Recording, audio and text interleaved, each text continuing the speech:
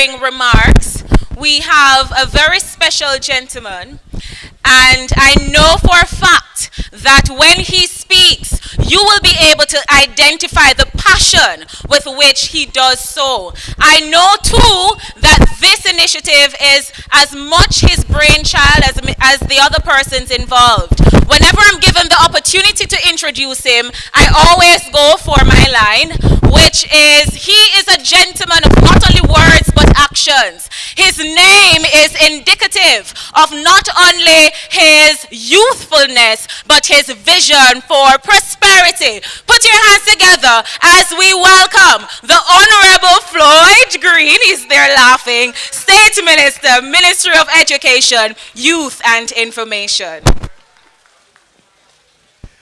Thank you very much, Miss Blake. Always a pleasure, those introductions.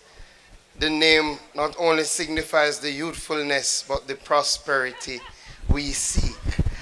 Honorable Minister Edmund Bartlett, our Minister of Tourism, Dr. Cecil Cornwall, Chairman, Joint Committee for Tertiary Education, other members of the platform, especially Lady Fletcher from the region, but it's the first time I'm able to say principal. Where has she run off to? For a long time she was vice principal, but now she is principal, Miss Audrey Ellington. I want to give principal a round of applause. She has served our community and our school well, and we are very proud to call her our principal. Other specially invited guests, ladies and gentlemen. Good afternoon, everybody. Good afternoon, everybody. How are you feeling? Excellent. Well, I'm very happy that you have gathered here today for this, our first agriculture and tourism community fair. We decided to do something differently. You getting? Sorry, you getting me, Bunny? I can't stay here, so you know I'm not too. Yeah. So I look better when you can see all of me. Thank you. We decided to do something very different, right? We understand that in St. Elizabeth and right across Jamaica, the most important asset that we have has to be our people. So whatever we do, we have to focus on how are we going to develop our people. Yes, we know the roads are important. Yes, we know we have to get water into our communities, but we also have to ensure that we empower our people. You see, as a man from St. Elizabeth, I know that we don't look to politicians for handouts. We look to politicians for opportunity. So my role is to bring opportunity to the people of my area. And we are going to not only bring it to St. Elizabeth, but right across the length and breadth of Jamaica. And it's against that background that we envision that we needed to do education a little differently. And we needed to approach our educational engagement very differently so that it would really appeal to our young people while letting them understand what is out there and what we have on offer.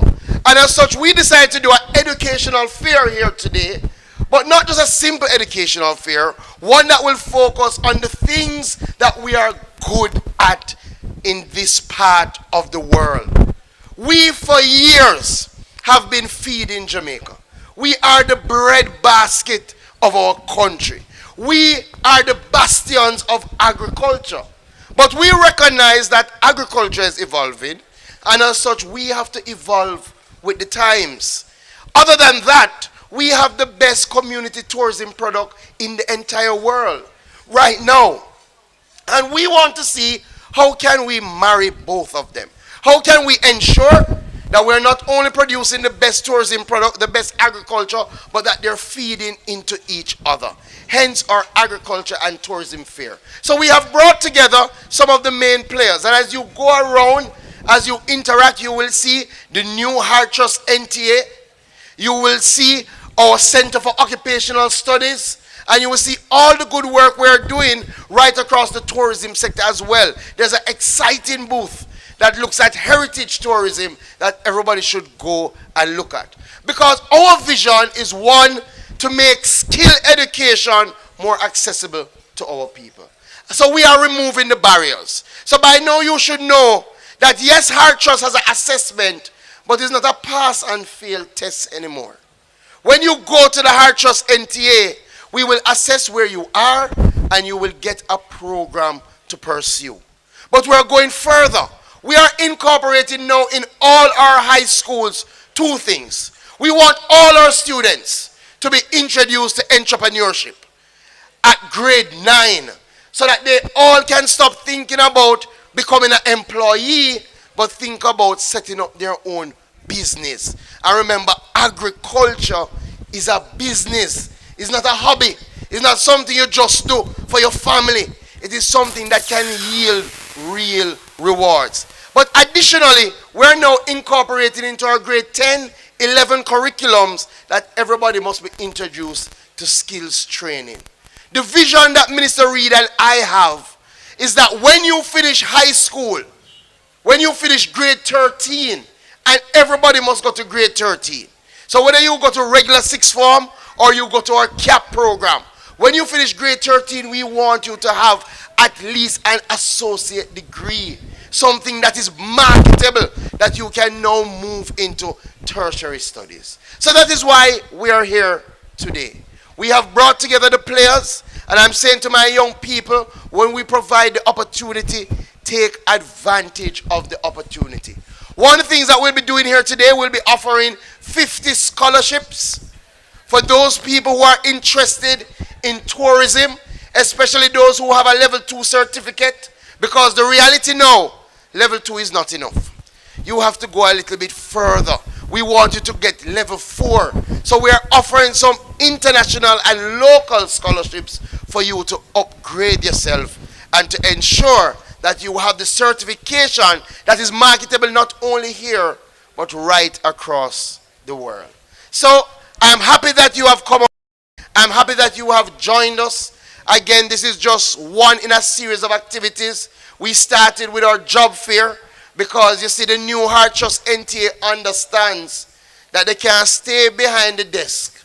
They have to get out into the field. And I see the community service rep looking at me.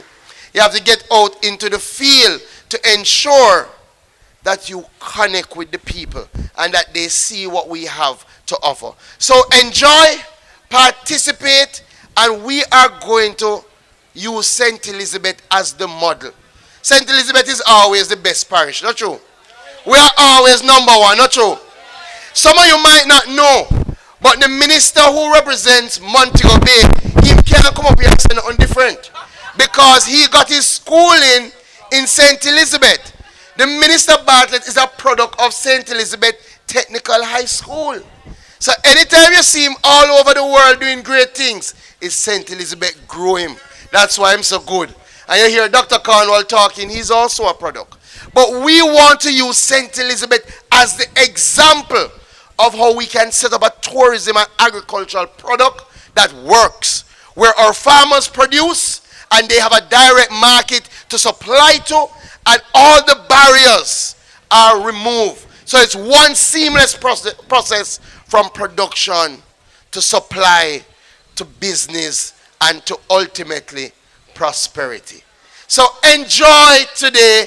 You will see me up and about. I will get some time to go and change and come back and look like young boy so I can enjoy version a little later as well. When they say they're doing this, I say we have to have a little entertainment. Not true. We have to have something nice in it. So enjoy. Thank you.